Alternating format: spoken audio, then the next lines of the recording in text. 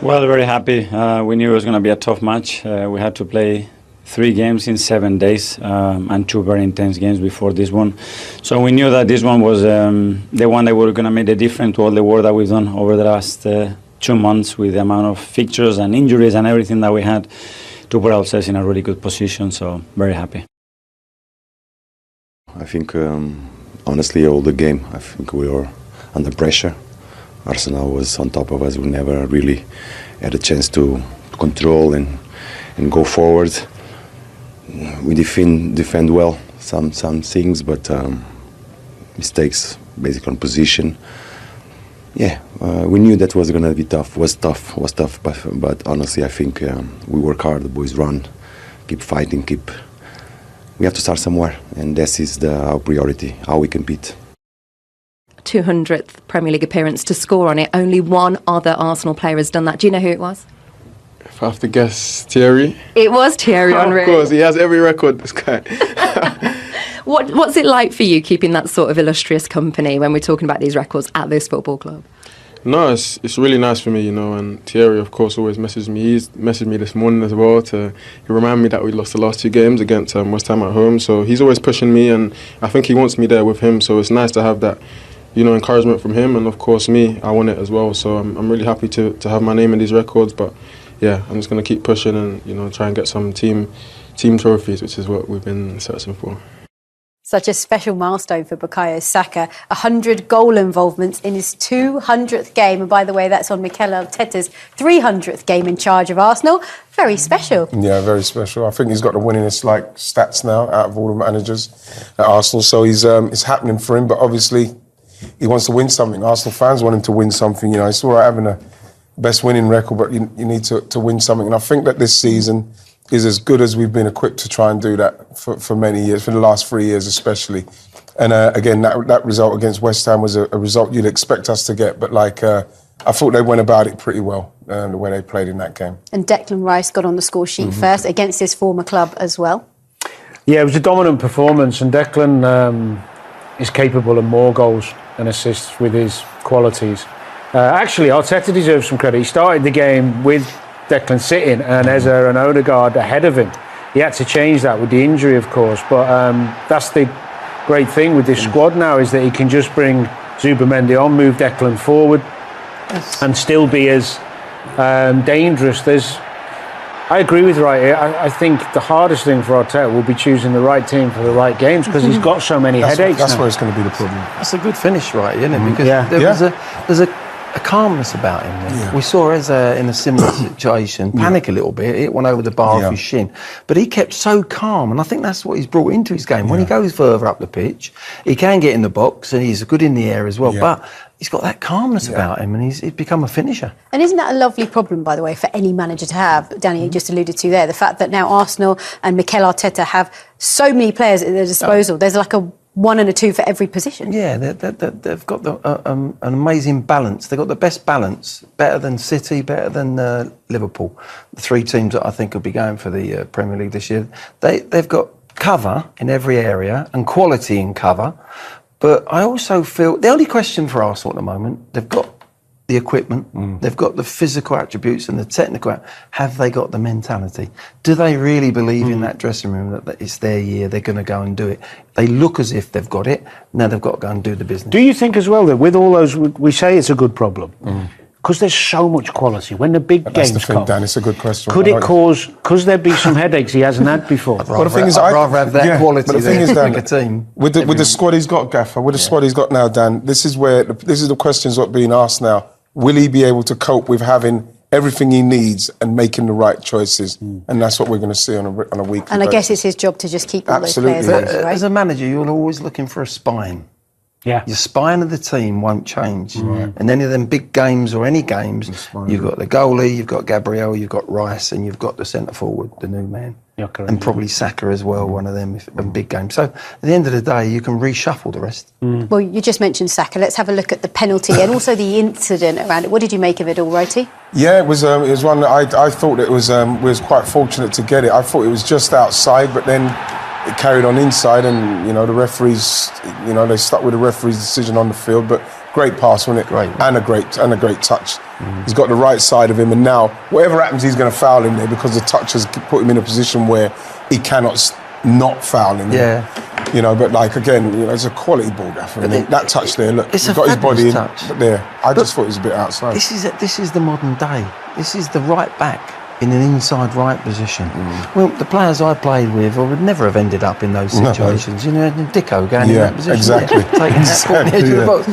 box. But this is the way the game's played now. Fullbacks become the wingers, but then they also come inside and be inside forwards. And the touch that he had there, great penalty by the way. He really kept his head. But I thought it was outside the box. You know, it's going to come down to the players, like you've said, with the mentality side of it.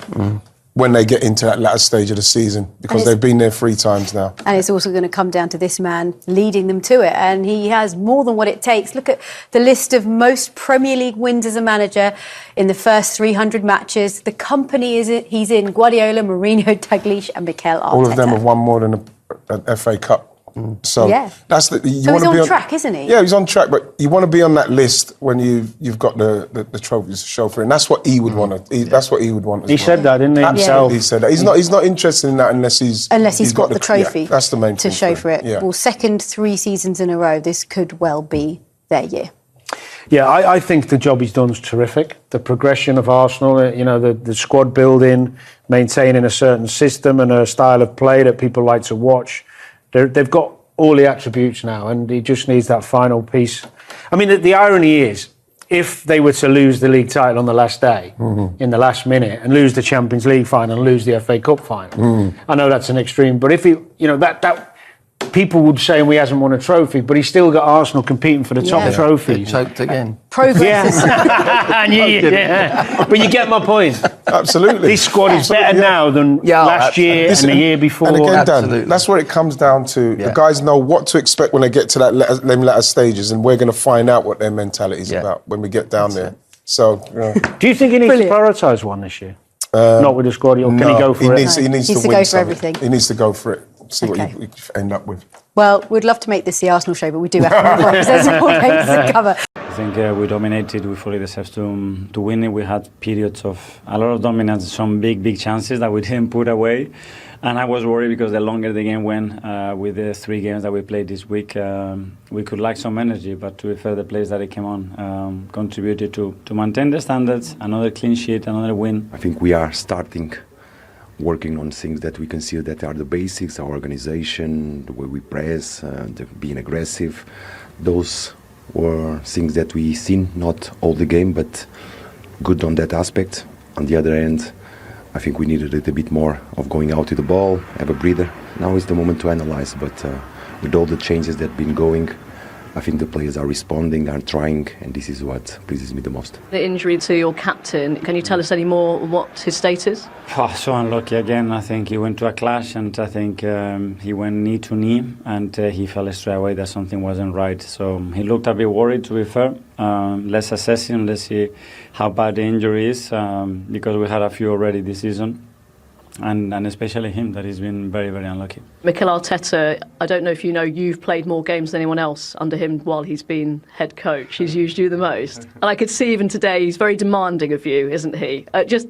Can you explain your relationship and how you've developed under him? Yeah, Mikel has very much improved my game a lot. I'm very grateful to have him as a coach, and yeah, he's going to keep pushing me, I know that, and he's going to bring this club some success for sure. So yeah, just looking forward to the day that comes. Well, on Bukayo Saka, a little bit of match of the day history here, Wayne, because we're going to show you now a graphic which involves a goal-scoring statistic that doesn't involve Alan Shearer in the Premier League. Don't show her then. Don't worry. It involves you, Wayne. You're just behind Michael Owen. He's top of the pops there for players with 100 Premier League goal involvements and how quickly they've got there, how few games they've got there. 153 for Michael, 187 for you, 212 for Bukayo.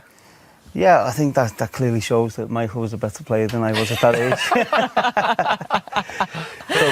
But no, I think for Saka, he's such an important player for Arsenal and for England. I think over the last 3 or 4 years, he's probably been Arsenal's most important player. He's had a few injuries which has affected them numbers. It would have been even better if that weren't the case, I believe. But yeah, he's such an incredible player. Yeah. And him saying there, Bukayo, what it seems to be echoed with a lot of the players, there's a real belief in them this season, and that ended up being quite a straightforward win for them today. But what's interesting, Alan, is the bench and just how much stronger that is. When you have a look at the bench that Arsenal had in their last game against West Ham, which of course was a defeat in February, which was arguably the time when their kind of campaign to win the title got derailed. There's only 2 players left from that bench in the club. Everybody else has moved on, and the replacements or the players who've come in and the strength of that bench today, well, it's night and day. Well, that sums everything up for me, and that's certainly what helped win them the game today. But you're right, I mean, 2 from the 9, what was it, 6 or 7 months ago, that are just there now, and that is the difference, is that if someone goes off injured, someone of quality comes on, and perhaps that wasn't the case last season. It was certainly the case today when Ødegaard had to go off and Zubimendi came on. It was a little bit of a tweak in the midfield. This is how they started off, with Eze and Ødegaard a little bit further forward, as you'd expect, with Declan Rice perhaps just being that little sitter in midfield. And there's nothing wrong with that. He's very, very good at it. And Arsenal were still creating the chances and getting into reasonable forward positions. There was no doubt it was an easy afternoon for them. They made it look easy at times.